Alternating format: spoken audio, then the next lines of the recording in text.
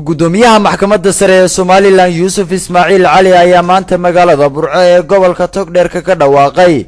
xukunno kala duwan oo maxkamadda sare ee Somaliland ku riday eedeysanayaal ku eedeysan falal dil ah. dhageysiga dacwadan eedeysanayaasha oo ay ka soo qayb galeen dadweyne tiro badan ayaa eedeysanayaasha oo kala ahaa Maxamed Axmed Xirsi, Muwarig Caawil Axmed, Aadan Jaamac Muuse Bulxan ay maxkamadda sare ee Somaliland laba kamid ah ku xukuntay xukunno dil ah, halka Axmed Aadan Jaamac Bulxan lagu xukumay 5 sano oo xarig ah iyo 100 halaad oo ah magta marxuumka dilka u geystay, waxaana ay xukunnadu u dhaceen sidan.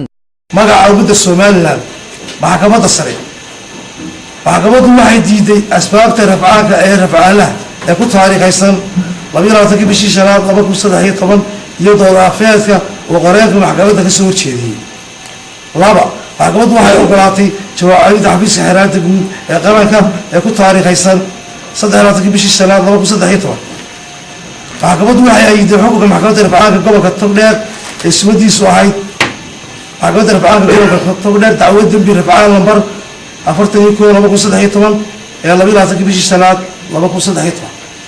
maxkamaddu waxay ku xukuntay xukunsane dambiile Maxamed Axmed Xirsi inuu Farxiyo Cali 24 jir ah dil toogasho ah. xukunkani wuxuu soo baxay maanta ay taariikhdu tahay 13 bishii lixaad 2013. waxayna ku xukuntay rafcaale Muwarig Caawil Axmed ina cibaado Maxamed dil toogasho ah kadib markii ay ku cadaatay in uu dilay oo uu ku dhaka jaray kaga jaray tooray oo kaga dhuftay naaska midig hoostiisa marxuum Ismaaciil Cabdullaahi Faarax taariikhdu markay 19 bishii 2012. xukunka waxa lagu dhawaaqay maanta ay taariikhdu tahay 13 bishii lixaad 2013 oo ku xukumay rafcaan sanaha Aadan Jaamac Muuse Bulxan ina Faadumo Ciid 53 jir iyo caaqiladiisa diyadii marxuumka Saleebaan Aadan Geedi oo ah 100 halaad oo muqallada ah iyo 5 sano oo xarig ciqaabeeda. waxa lagu dhawaaqay xukunkan maanta oo bishu tahay 13 bishii lixaad 2013. geesta kalena gudoomiyaha maxkamadda sare ee Somaliland Yuusuf Ismaaciil Cali oo wareysi kooban siinayay TV-ga qaranka ee Somaliland ayaa ka warbixiyay ujeedada socdaalkan, isagoona fariin adag u diray gudoomiyaasha maxkamadaha gobolada iyo degmooyinka dalka. waxaana uu yiri gudoomiyaasha mas'uuliyiinta maxkamadaha kala duwan ku amraya in ay maadaama bishii Shabcaan ay gudagalay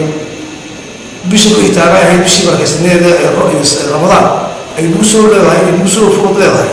inay muddadaas dhowr iyo 20 cisho ka hadlay u hawlgalaan oo ay dacwadaha dadka gasooyaasha kiisaska qaabta ah sidii ay u dhameyn lahaayeen ama u yareyn lahaayeen ay tiradooda ay u hawlin lahaayeen una joojin lahaayeen dacwadaha dhageysiga dacwadaha madaniga